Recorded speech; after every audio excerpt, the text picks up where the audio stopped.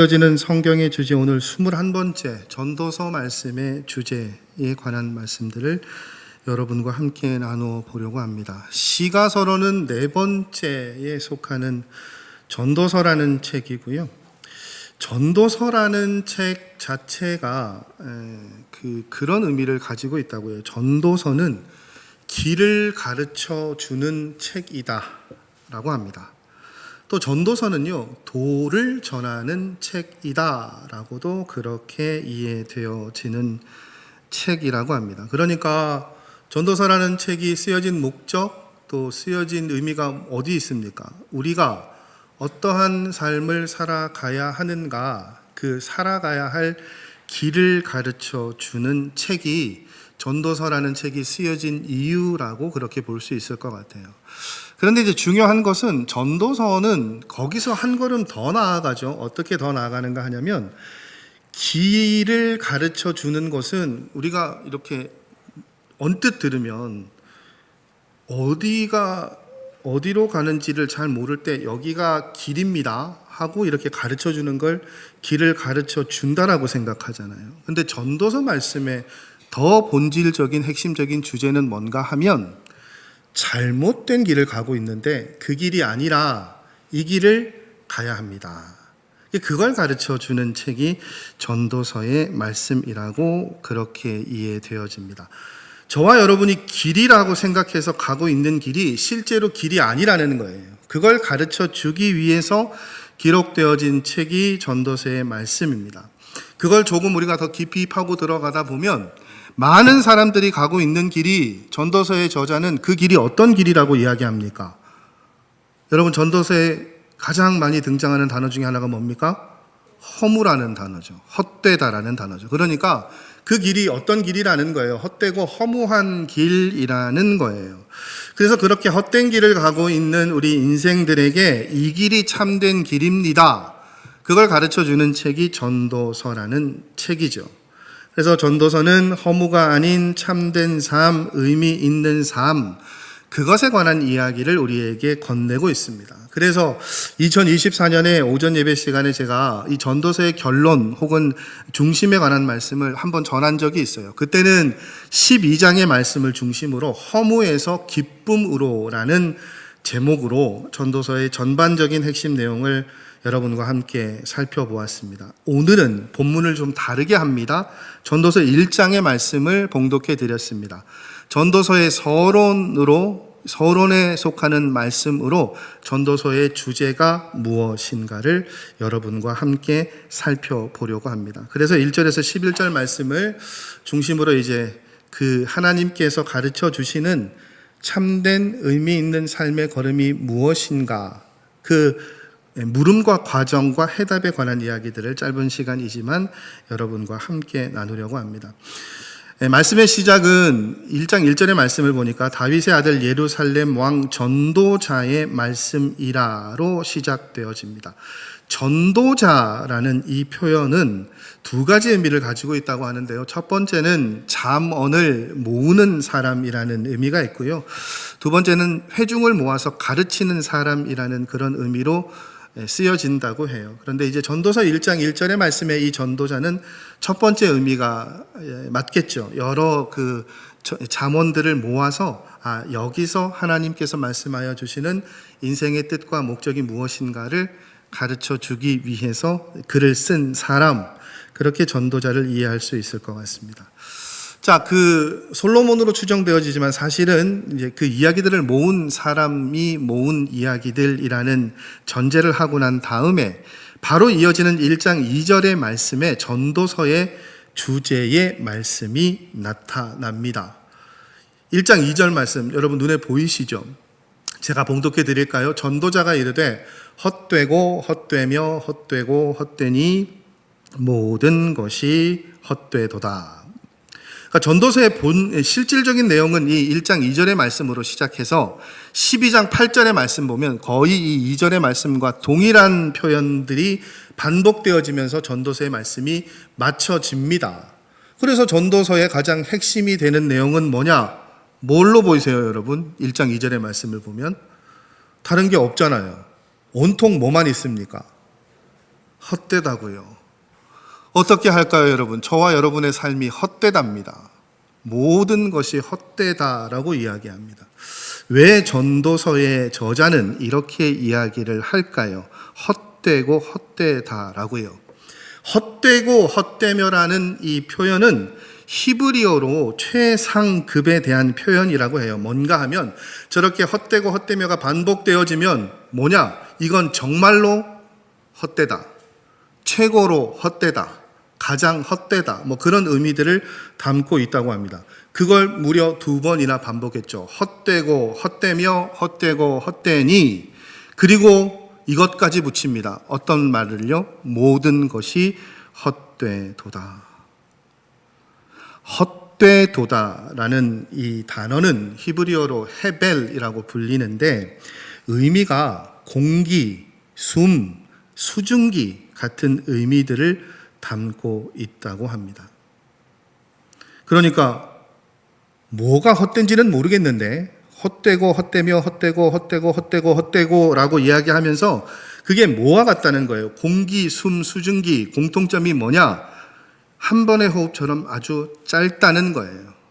그걸 의미할 때 이 헤벨이라는 단어를 사용한대요. 그래서 헤벨이라는 단어의 뜻은 이렇게도 번역되어진다고 합니다. 하찮다, 의미 없다, 허무하다. 그래서 이 헤벨이라는 단어를 헛되도다라는 뜻으로 그렇게 번역을 했습니다. 헤벨이라는 단어는 또 이렇게도 번역되어진다고 합니다. 수수께끼요. 무슨 의미인가 하면 우리가 호흡할 때 공기가 들숨날숨을 할 때 그 공기가 눈에 보이지 않는 거잖아요. 그러니까 모른단 말이에요. 정확하게 내가 호흡하는 것이 무엇인지를 모르니까 이 헤벨이라는 단어는 수수께끼라는 의미를 가지고 있다고 합니다. 그래서 수수께끼라는 단어를 넣어서 이전의 말씀을 보면 이렇게 표현할 수 있다고 해요. 아주 어려운 수수께끼다. 아주 어려운 수수께끼다. 모든 것이 수수께끼다. 뭐가요, 여러분? 뭐가 헛되고 뭐가 수수께끼 같다라고 지금 전도서의 저자는 이야기하고 있습니까? 뭔 것 같으세요, 여러분? 예? 예? 뭘 얘기하는 것 같습니까? 우리 인생이죠. 삶이라고도 표현할 수 있겠죠. 삶이 헛되고 수수께끼 같고 어려운 수수께끼 같고 모든 것이 수수께끼 같다는 거예요. 왜 굳이 수수께끼라는 2번째 의미를 제가 가지고 왔는가 하면 우리 인생에 있어서 우리 삶의 방향이, 목적이, 의미가 무엇인지를 우리가 묻지 않으면 어떤 삶이 된다라고 지금 전도서의 저자는 이야기합니까? 허무한 삶, 의미 없는 삶, 가치 없는 삶이 된다라는 거예요. 그러니까 그것을 넘어서면요, 의미를 알게 되면 삶이 어떻게 해요? 즐겁고 행복하고 가치 있고 복된 삶이 된다라는 것이죠. 그래서 2절의 말씀, 우리 삶이 헛되다라는 것이 주제이고요. 전도서의 3절의 말씀은 이제 그 주제에 대한 조금 더 깊은 것을 이 질문을 통해서 우리에게 이야기하는 것을 보게 됩니다. 3절 말씀입니다. 해 아래에서 수고하는 모든 수고가 사람에게 무엇이 유익한가? 이렇게 질문으로 시작되어집니다. 전도서의 말씀이 여러 면으로 다른 성경들과 좀 차별되어지는 부분이 많은데 그 차별되어지는 부분 가운데서도 가장 뚜렷한 차별점이 뭔가 하면 전도서의 말씀은요, 전도서 본문 전체의 대략 12% 정도가 질문으로 되어져 있대요. 그러니까 저런 식의 질문이죠. 해 아래에서 수고하는 모든 수고가 사람에게 무엇이 유익한가? 저 답보다 더 중요한 것은 저는 저 질문이라고 생각합니다. 저와 여러분에게도 동일하게 저 질문이 일어나야 된다라고 전도서의 기자는 이야기하고 있는 것 같아요. 질문하는 삶이 되어야 합니다.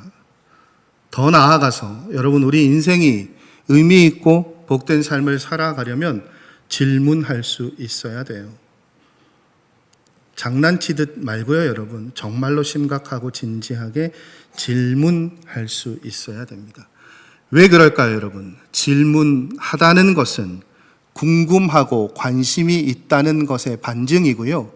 질문할 줄 알아야 답을 찾을 수 있고 답을 찾아야 변화되어질 수 있기 때문이죠. 그러니까 삶이 변화되어지지 않는 출발점에 그럼 뭐가 있다고 볼 수 있습니까? 지나친 비약일 수도 있습니다만 질문이 없어요. 우리가 우리 삶에 질문이 없습니다. 왜 지금 죄송합니다. 이러고 있는지, 왜 이런 선택을 하는지, 왜 이런 말을 하는지, 나는 왜 지금 이런 관계를 맺고 있는지, 나는 왜 이런 감정을 가지고 있는지, 왜 나는 저 사람에 대해서 지금 저렇게 이야기하고 있는지, 내가 선택하고 내가 행하는 모든 것들에 대한 질문이 없어요. 무엇 때문에가 없습니다. 그래서 전도서의 이 3절의 말씀은 그래서 우리에게 주는 유익이 굉장히 큰 것 같아요. 질문해야 한다고요. 왜요, 여러분? 질문해야 답을 찾을 수 있기 때문이에요. 모든 것이 헛되다. 끝. 그럼 여러분 이 말씀의 의미를 아실 수 있습니까? 근데 전도서의 저자는 모든 것이 헛되다라고 이야기한 다음에 어떤 질문을 이어갑니까? 우리가 헤아려서 하는 모든 수고가 무슨 유익이 있냐고요. 그렇게 질문하죠.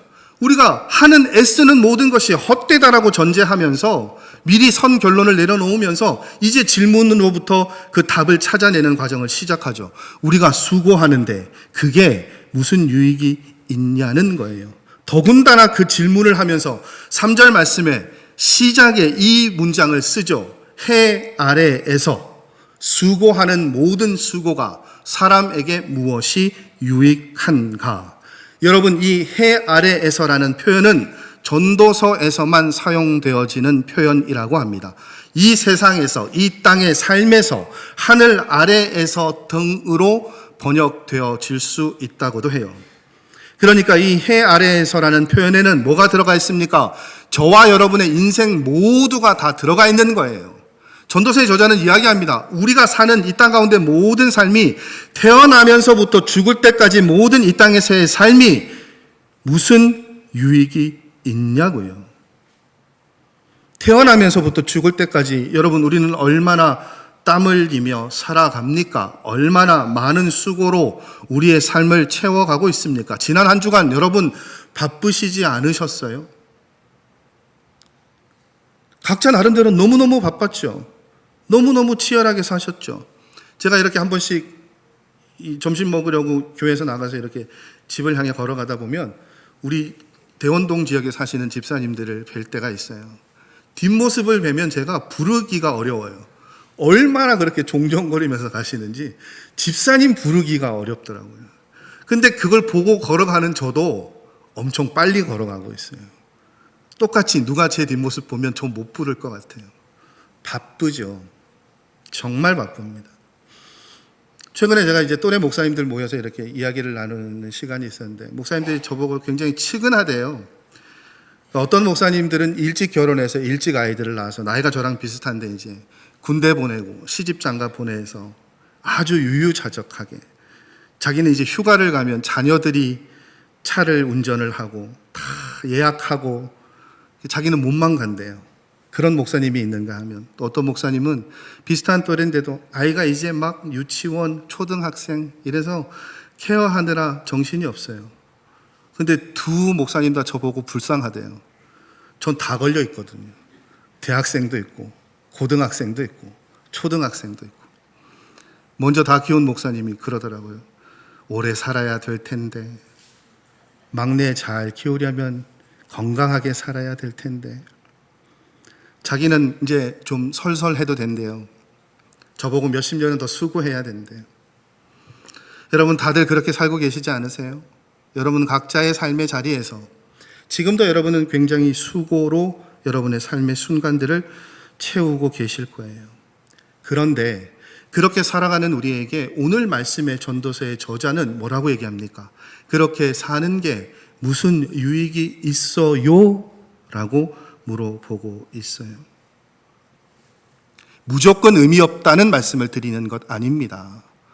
적어도 이 전도서 저자의 질문은 그것 같아요. 수고하는데 수고만 할 게 아니라 왜 그렇게 수고하고 계신가요? 무엇 때문에, 무엇을 향해 그렇게 수고하고 있습니까? 그걸 질문하라는 거예요. 왜 그렇게 힘들게 열심히 살아야 하는지 질문해 봐야 한다는 거예요. 왜 그렇게 열심히 공부해야 하는지, 돈을 벌어야 하는지 질문이 먼저 있어야 한다는 거예요. 그 질문을 던지고 이제 이어지는 4절에서 11절까지 말씀, 이건 하나의 시인데요. 우리가 수고하는 그 수고가 왜 허무한지 예를 드는 시로 말씀이 이어지는 것을 봅니다. 그 시의 첫 번째는 4절의 말씀 보니까 이 표현으로 시작되어집니다. 한 세대는 가고 한 세대는 오되 땅은 영원히 있도다. 이게 무슨 말씀인가 의미를 찾아봤더니 사람들이 보고 있는 산은 이전에도 있었고 지금도 있었고 그 이전에도 있었다는 거예요. 근데 그 산에 살던 사람은 어떤 사람들이 살았는지 사람들이 압니까? 모르죠. 지나가다 산이 보이면 저 산이 몇십 년 전에도 있었구나. 예전에는 그런 모습이었고 지금은 이런 모습이었고 사람들이 그렇게 이야기하는데 그곳에 있던 사람들은 기억조차 되지 않아요. 그래서 이 4절의 말씀은 그렇게 이해되어지죠. 땅은 남아 있는데 그 땅에서 수고한 사람은 기억되지 않으니까.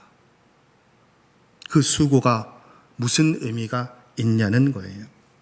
8절 말씀은 또 이렇게 이야기합니다. 모든 만물이 피곤하다는 것을 사람이 말로 다 말할 수는 없나니 눈은 보아도 족함이 없고 귀는 들어도 가득 차지 아니하도다. 모든 만물이 피곤하대요.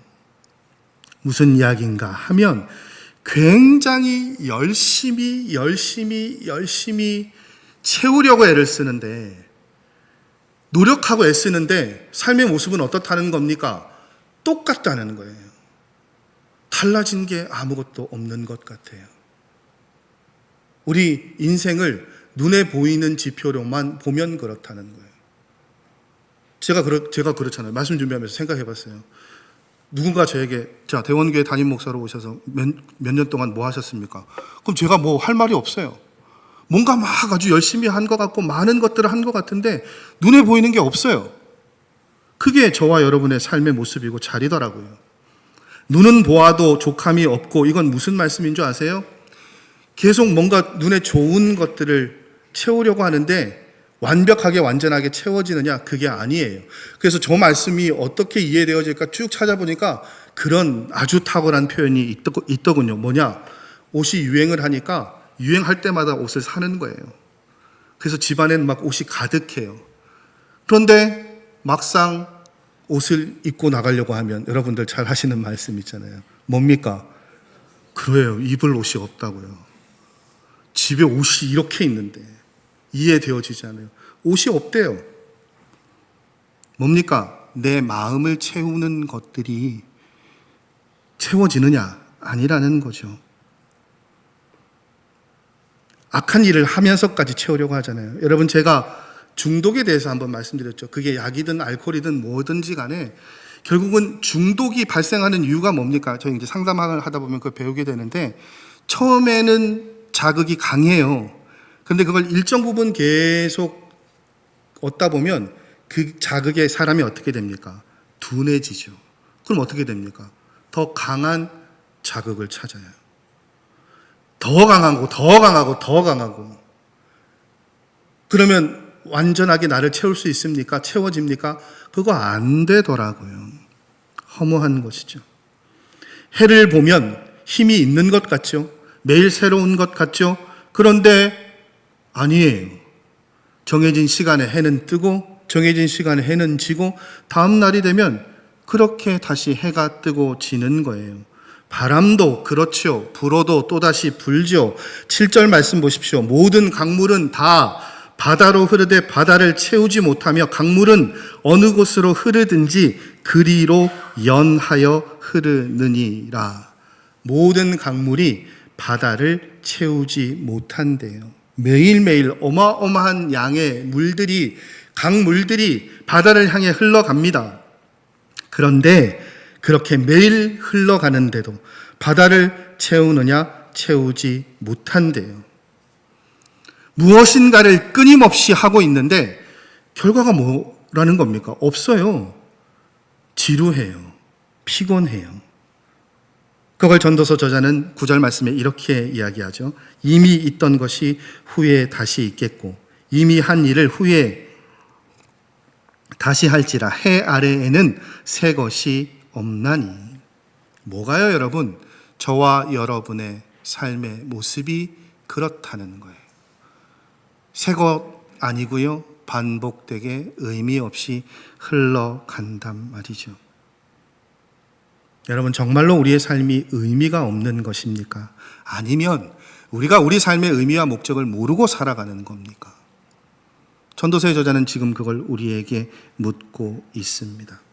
우리 삶의 진정한 의미와 가치를 찾지 못하면 우리 인생이 어떻게 해요? 수고하고 피곤하기만 할 것이라는 거예요. 정말 중요한 게 뭐라고요, 여러분? 목적과 의미. 그리고 오늘 말씀의 제목은 뭡니까? 가치라는 걸 찾는 거예요. 열심히 하는 건, 열심히 사는 것 중요하죠. 그런데 열심히 사는 것만으로는 된다고요? 안 돼요, 여러분. 많이 수고했다고 해서 인생이 가치 있는 것입니까? 아니에요. 그렇잖아요, 여러분. 여러분의 삶의 자리를 보십시오. 수고했다고 해서 그게 반드시 좋은 결과로, 의미 있는 결과로, 사람들에게 가치 있는 삶이 됩니까? 안 돼요. 제가 이제 고등학교를 졸업하고 대학을 들어가고 청년부에 갔는데 교회에서 청년부 우리 이제 들어간 신입생들을 선생님을 다 하래요. 아동부 선생님을 하래요. 그래서 4명, 5명이 갔어요. 교사를 하러. 그 가운데는 정말 열심히 아이들을 사랑하는 마음으로, 즐거운 마음으로 그 일들을 하는 저와 저 친구들도 있었고요. 누군가는 마지못해서 그 일들을 끌려가듯 하는 선생님들도 있었어요. 근데 중요한 건 열심히 하는 선생님들이 다 잘하느냐? 아니더라고요. 열심히 하는데 그게 아이들에게 해가 돼요. 좋지 않은 영향을 미쳐요. 제 또래 선생님이, 저하고 동갑인 친구가 선생님을 하는데 너무 열심히 해야 되는 거예요. 열심히 하고 싶었어요. 그러니까 너무 열심히 하고자 하는 마음에 아이들이 예배 시간에 너무 떠드니까 조용히 시켜야 되는 게 사명이잖아요. 젊은 교사가 아이들 보고 조용히 하라고 했어요. 안 들어요. 아이들이 듣습니까? 조용히 해. 안 들어요. 그러니까 세 번째는 조용히 해. 이 차마 제가 강단에서 할 수 없는 XX들아. 그런 거예요. 네 번째, 조용히 해. 말 안 들으니까 그 애를 들어서 던져버린 거예요. 애들이 미워서요? 아니요. 이 친구한테는 예배를 조용히 잘 드리는 게 최선의 길이었던 거예요. 자기는 열심히 했어요. 근데 그 아이와 그 부모는요, 교회를 떠났습니다. 실족시킨 거죠.